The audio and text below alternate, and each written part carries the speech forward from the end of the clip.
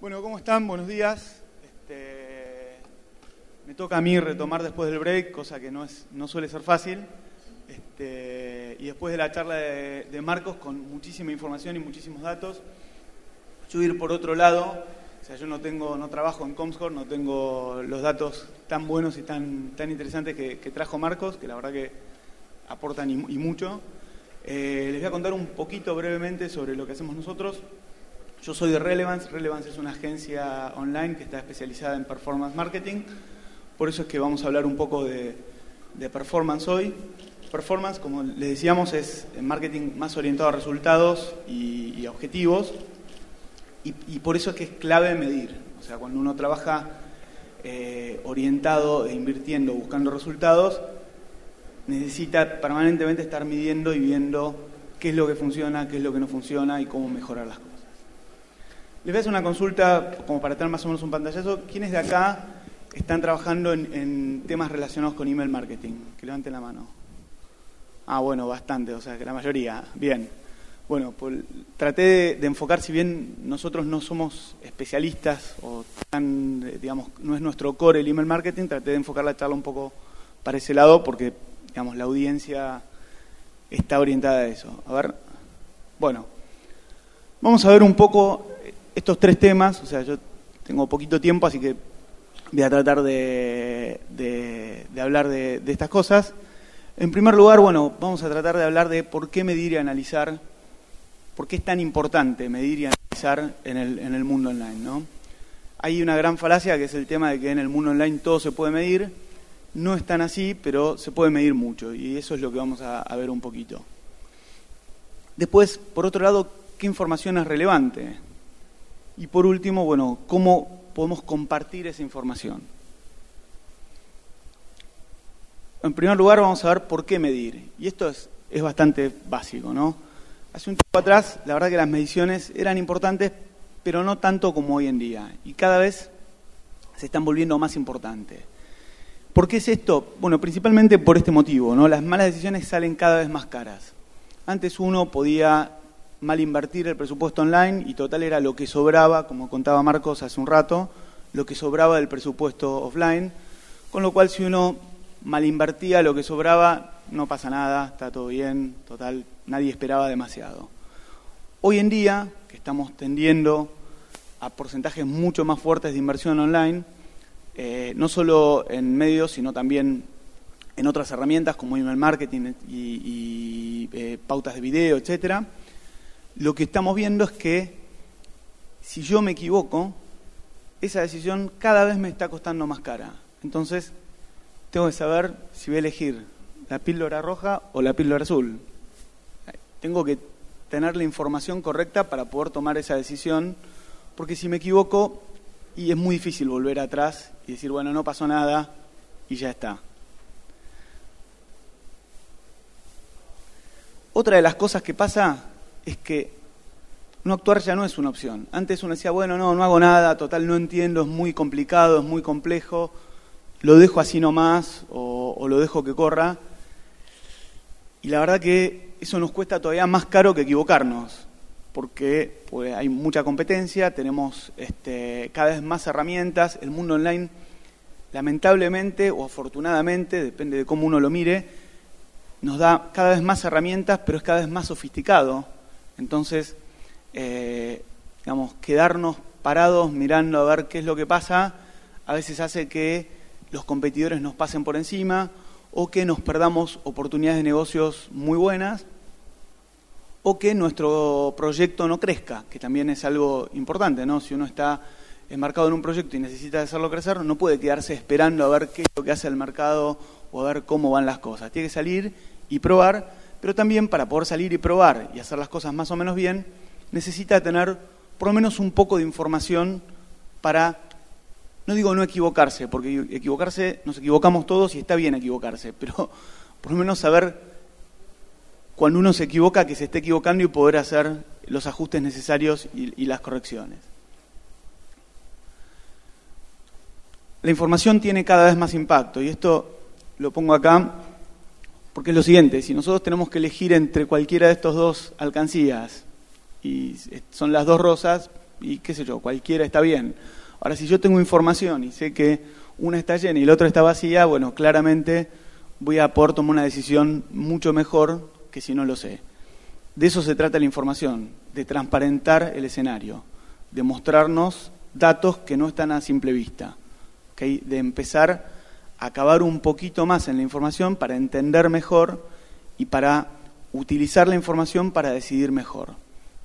Todo lo que nos trajo Marcos en la charla anterior, que fue un montón de información y un montón de datos, tiene muchísimo sentido si nos sirve para esto. Si nosotros podemos agarrar esos datos y transparentar la alcancía, decir, ok, esto me está mostrando que atrás de esto hay esto otro. Entonces, puedo elegir por este lado o puedo elegir por este otro lado.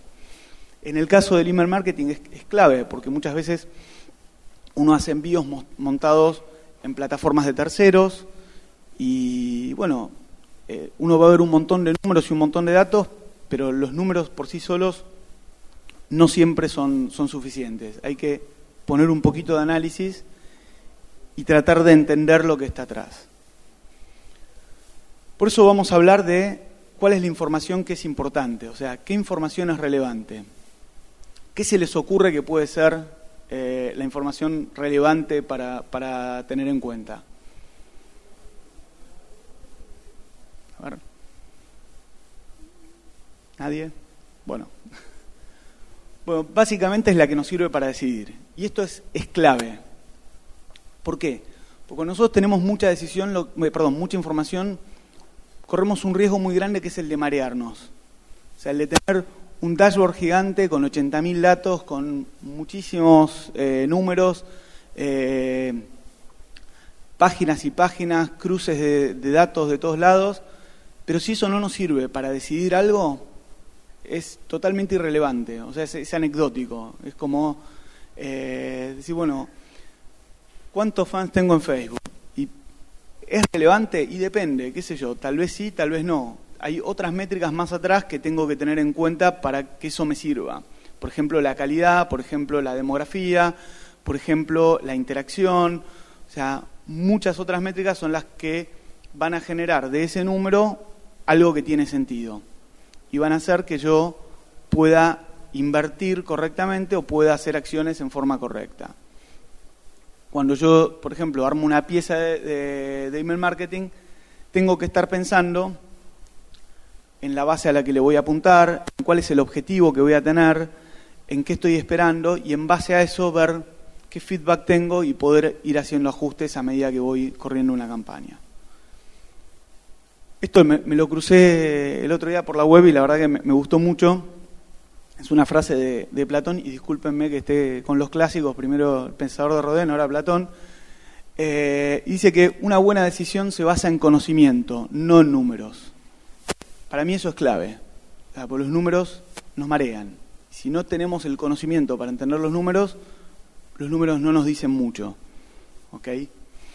Y eso es lo que lamentablemente muchas veces escasea, ¿no? El conocimiento. O sea, es muy importante tener el know-how interno para poder entender los datos y decidir en base a eso. Vamos a hablar de algunas métricas, y disculpen, son cosas básicas, pero las vamos a hablar medio por encima como para entender algunos de los conceptos que impactan. Esta es la métrica más básica del email marketing, que es la que llamamos la tasa de apertura.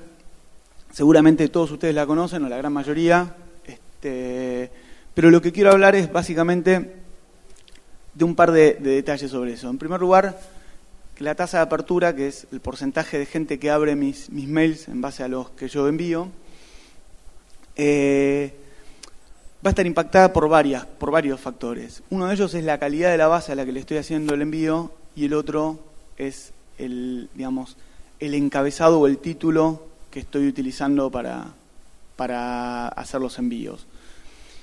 Y esto va a afectar bastante los resultados de una campaña. Pues si la gente ni siquiera abre mis envíos, o sea, difícilmente hagan clic después en los anuncios, difícilmente terminen comprando si estoy vendiendo algo, o registrándose si estoy buscando registros. Un tema que me parece clave es que muchas veces uno se compara con estándares o se compara con no sé, con números que escuchó por algún lado. La verdad que yo soy muy partidario de tratar de ser autorreferencial en esto, o sea, tratar de medirnos contra nuestra propia historia y de mejorar contra nuestra propia historia. ¿Por qué? Porque, digamos, no todas las industrias son iguales, no todos los productos se manejan de la misma forma, no todas las bases de datos tienen las mismas condiciones. Entonces, si yo me comparo contra una métrica estándar y mi producto no tiene la piel que tiene, digamos, un producto estándar, probablemente voy a estar muy decepcionado por las tasas que tenga. Y si mi producto es mucho más atractivo, probablemente me voy a creer que soy un crack y en realidad pasa por un montón de otros factores. Entonces, mi historia, donde estos factores están fijos, base de datos, productos, servicios, etcétera, y voy trabajando en base a eso, voy a ver realmente las mejoras o los crecimientos que estoy teniendo a raíz del trabajo que se hace sobre la base y no a raíz de factores que van por afuera. El otro tema son los clics.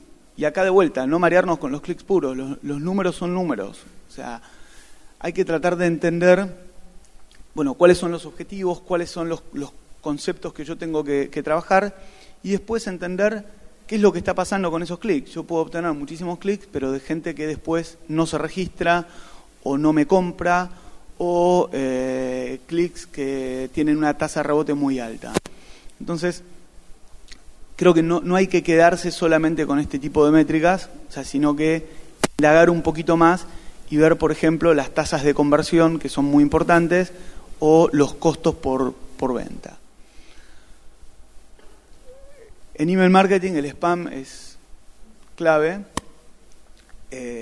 Cada vez es una barrera más difícil de superar cuando uno hace envíos masivos y trabaja sobre todo con newsletters o con envíos promocionales.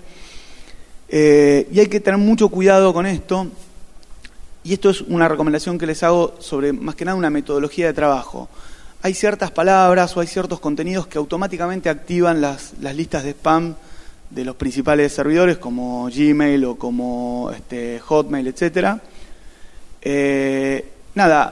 Probar, hacer envíos de prueba, ver qué porcentajes terminan en las casillas de spam. Muchas de las herramientas nos brindan esta información y poder ir haciendo ajustes sobre la marcha para lograr la mejor tasa de conversión a no spam, digamos, por llamarlo de una forma.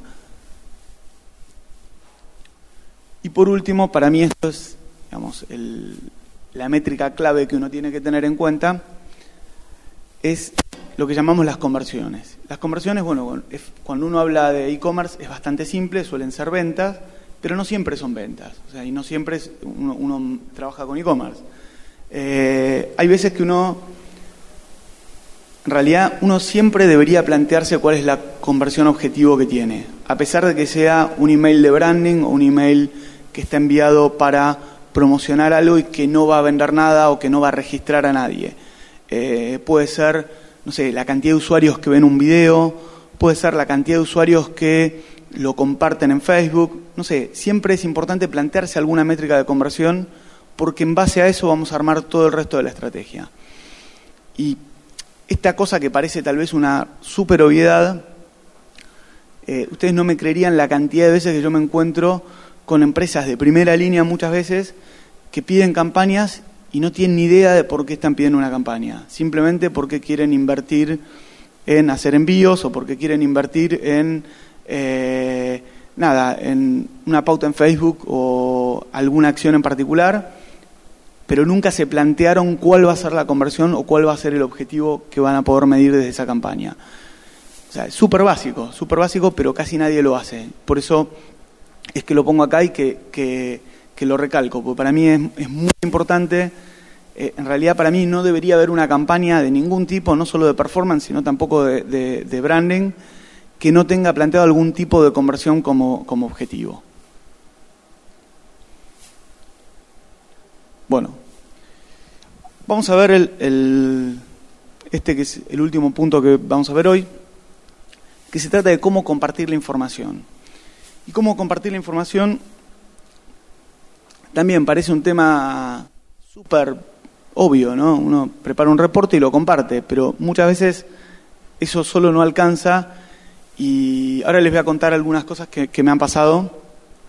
Bueno, esto como para poner una nota graciosa, este es un chiste de Dilbert que dice: como no tenía los números exactos, los inventé. Dice, hay estudios que muestran que las decisiones que se toman con números inventados son tan buenas como las decisiones que se toman con números exactos. Entonces le preguntan, ¿cuántos estudios demuestran esto?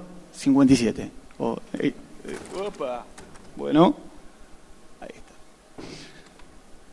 Esto tiene que ver con que básicamente cada persona que está del otro lado le interesan saber cosas distintas. Por ejemplo, a este señor le interesaba saber cuántos reportes demostraban que los números inventados eran tan buenos como los reales. A ver, es lógico que a cada uno de los interlocutores que uno tiene quiera ver distintos temas. Lo que nos pasa habitualmente es que hacemos un reporte gigante y ese reporte gigante suele tener un solo fin: el tacho de basura, no lo lee nadie. O lo miran muy por arriba y cuando uno va a hablar y habla sobre los números de los reportes, nadie tiene ni idea de los números de los reportes porque era un bodoque así con 80.000 datos, aburridísimo y totalmente inservible. A mí me pasaba en la práctica que nosotros trabajamos con varias empresas y presentábamos reportes muy, muy completos, con muchísimos datos, muchos insights, la verdad súper ricos, donde nos tomábamos mucho tiempo haciendo el reporte. Y yo después iba a las reuniones y me encontraba con que hablaba de los reportes y era como si hablara de un agujero negro. Nadie tenía ni idea de nada. Entonces en un momento digo, ¿para qué estamos haciendo esto? No lo lee nadie. O sea, no tiene sentido. Y en base a eso fue que tomamos un cambio de eje y empezamos a presentar de otra forma. Básicamente, uno de mis consejos es utilizar gráficos, cambia totalmente la percepción de la gente de los reportes, sobre todo cuando son más infográficos. Estos son ejemplos tomados medio al azar, no sé si son los mejores, me parece que no, pero cuando uno muestra, capaz en un slide, con 7, 8 gráficos, los resultados más importantes, con los números más importantes en grande y las cosas bien claras, y después el reporte grande con todo el detalle, todo el análisis y todo va aparte, esto la gente lo lee y esto la gente lo entiende. Entonces después cuando uno se sienta a hablar sobre la información y se sienta a hablar sobre una campaña o se sienta a buscar más presupuesto sobre algo, pasa que tiene un punto en común sobre el cual hablar porque del otro lado alguien se tomó el trabajo de leerlo, porque esto se puede leer. En cambio un reporte de 25 páginas, hoy en día prácticamente nadie tiene tiempo de ponerse a leer ese tipo de cosas en detalles. Bueno, esto es un poco lo que quería traerles, o sea, más genérico, más breve que lo de Marcos, que fue la verdad súper interesante. Y bueno, espero que más o menos les haya dejado esos 3 puntos fuertes, porque me parece que son puntos importantes y a tener en cuenta sobre lo que es la medición y la performance de email marketing. Así que bueno, ahora si tienen alguna pregunta. ¿Alguien? ¿Nadie? Che, estoy explicando muy bien, o no entendieron nada, o los aburrí, una de las 3. ¿Cuáles serían los aspectos más importantes ¿Cuáles serían los aspectos más importantes que vos incluirías en un reporte escueto en forma gráfica como el que estás planteando? Buenísimo, muy buena pregunta. Y esto es un tema que me parece que no lo aclaré del todo, pero esto va a depender mucho de la acción que vos hagas y va a depender mucho de quién sea la persona a la que le estés pasando un reporte. Por ejemplo, si yo tengo que pasar un reporte por decir una cosa, al gerente comercial de una empresa donde yo trabajo, por ejemplo, no le voy a pasar detalles técnicos, no le voy a pasar la tasa de apertura, no le voy a pasar los números duros, porque no le interesan y no los va a entender. Le voy a pasar tal vez gráficamente los números que estén más cerca de los resultados, cuánta plata invirtió, cuántas conversiones tuvo, por ejemplo. Algo claro y simple que él pueda entender. No por subestimar a la persona que está del otro lado, sino porque, digamos, hay distintos niveles de información técnico que hay ciertas personas que no tienen por qué estar al tanto ni por qué manejarlos. Entonces, cosas que para nosotros capaz son cosas del día a día, para una persona comercial es chino. Entonces, meterle tasa de apertura sería una estupidez. Ahora, si estoy armando un reporte para la gente que está manejando la base de datos, le voy a pasar la tasa de apertura, la tasa de spam, le voy a pasar un montón de datos que van a ser mucho más técnicos. Creo que eso es uno de los puntos claves. Y el otro punto es cuál fue el objetivo de la campaña. Lo que voy a tratar de hacer es poner métricas que estén lo más relacionadas al objetivo. Nosotros no trabajamos, por ejemplo, con un dashboard tipo que se use siempre para todos los casos.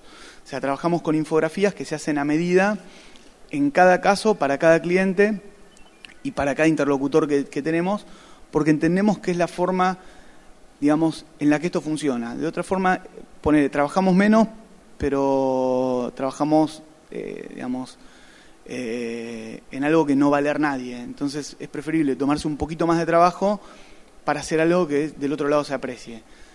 Especialmente cuando las decisiones de inversión y de presupuesto las toma alguien que, si está informado, va a decidir invertir más, y si no está informado no va a dar mucha importancia y no va a querer aumentar la inversión. Okay. ¿Alguna otra consulta? ¿Algo que haya quedado? Sí. Dale. Sí. ¿Tenés algunas tasas de efectividad, por ejemplo, de comunicación? Porque leí de eBay el otro día que era de más o menos 1 por 1000, el click ratio. Qué buena pregunta. Mira, te voy a contar algo. Justo ayer me crucé con un informe que hablaba sobre tasas promedio de la industria y qué sé yo, y pensé en algún momento en traerlo y dije, no lo voy a llevar porque esas tasas son muy, muy mentirosas. O sea, muy mentirosas quiere decir un promedio. Yo te puedo decir, el promedio es 50, y de golpe hay uno que tiene 100 y otro que tiene 1, y el promedio es 50, pero ninguno está ni cerca del promedio. Entonces, compararse con esos promedios que se toman tan genéricos, muchas veces no tiene sentido. Yo, por ejemplo, no sé, en lo que son campañas online nos pasa también muchísimo, que de golpe, cuando trabajás, por ejemplo, en campañas de Google con palabras claves, depende de la palabra clave, depende del anuncio, depende de un montón de cosas, los ratios de clic pueden ir del 0,02% al 15%. Y es un margen gigante, ¿no? Es un margencito de que... Entonces,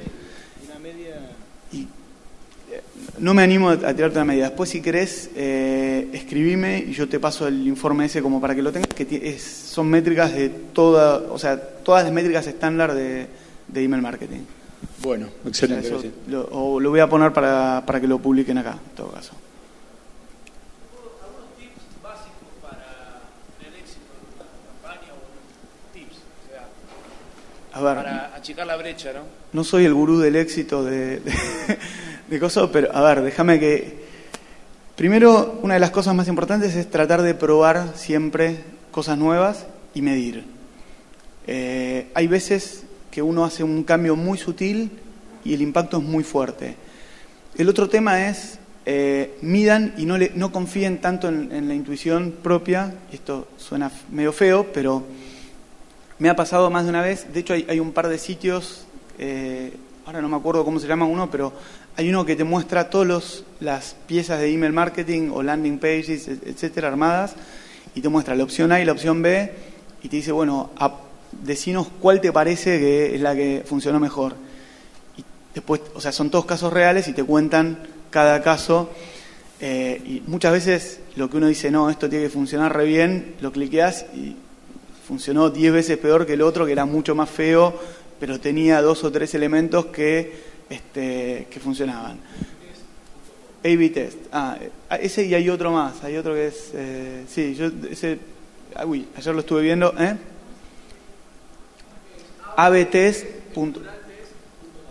abtests.com. Sí, ese está bueno. Así que bueno, sobre todo probar y medir y actuar en base a eso. Pues si vas a probar y medir y no vas a hacer nada, no tiene mucho sentido. ¿Ok? Eso es para mí la clave del éxito. Para poder corregir. Exacto, totalmente. Hay una cosa que es importante. Uno de los desafíos que tiene uno cuando está en marketing online y cuando trabaja en este tipo de cosas es asumir de entrada que hay un montón de cosas que uno no sabe. Cuando habitualmente en el marketing tradicional y en la publicidad, la postura de un creativo, la postura de un ejecutivo es yo lo sé todo y por eso te digo que esta es la posta. En el marketing online nuestra postura es, mirá, la verdad que no lo sabemos, pero vamos a hacer todo lo posible para averiguar qué es lo que funciona mejor. O sea, es un cambio de concepto importante. Esa es un poco la filosofía que tengo y creo que es lo que debería llevarte al éxito en una acción. Muchas gracias. Por favor. Sí. Respecto de tipo y cantidad de contenido, ya está. Respecto de tipo y cantidad de contenido, también es muy variable. Es uno de los datos que estaba en el reporte que le mencioné recién. O sea, yo de vuelta no creo en ese tipo de métricas genéricas porque varía mucho, depende de cada caso. O sea, si vos sos una empresa que vende un software muy técnico, seguramente tengas que poner mucho más contenido que sos una empresa que vende juguetes. O sea, por el tipo de información que busca el usuario en tu contenido. Entonces, decir, mira, lo ideal es poner 2 párrafos y un call to action de tal tipo, y tal vez es lo ideal para cierta industria y para la tuya no tiene nada que ver, o mismo dentro de tu industria para ciertos productos o en algunas categorías específicas. Yo pues voy a compartir ese archivo como para que lo vean. Ahí hay todas las métricas promedios. Yo desde ya les aviso, yo no creo en esas métricas, pero si ustedes quieren ver cuáles son los promedios y tener una idea, puede servir. Sí, depende del uso. El uso de landing pages es súper importante. O sea, yo tengo 2 o 3 tips básicos para el uso de landing pages. Uno, que las landing pages, primero, tienen que cumplir la promesa. O sea, si yo en el mail dije algo, en la landing page tiene que estar eso y no otra cosa. Si en una campaña publicitaria hablo de algo, en la landing page tiene que hablar de lo mismo. Entonces, muchas veces esto requiere que haga varias landing pages específicas para las distintas campañas que estoy armando. El otro tema es que hay ciertos elementos que son importantes. Cada vez más vivimos más apurados, más rápido, más todo. Entonces, nuestro tiempo es cada vez más valioso. Todo lo que podamos resolver con una imagen fuerte nos va a generar mucha más conversión que lo que podemos resolver con un bodoque de texto que la mayoría de la gente no va ni a terminar de leer. Igual el texto muchas veces hay que ponerlo porque hay gente que si el producto es interesante y requiere información técnica o información de algún tipo, va a estar buscándolo y capaz no va a completar o va a seguir un proceso de compra si no se enteró de qué es la información técnica específica que está buscando. Pero si vos trabajás bien las imágenes, te podés ahorrar un par de pasos. Y después, cuando haces formularios simples, cortos, y siempre, si tenés que hacer muchas preguntas, dividirlo y pedir siempre de entrar al mail como para poder a la persona que no terminó de registrarse, poder capturarla y seguir enviándole mails, invitándolo a completar su registro, por ejemplo.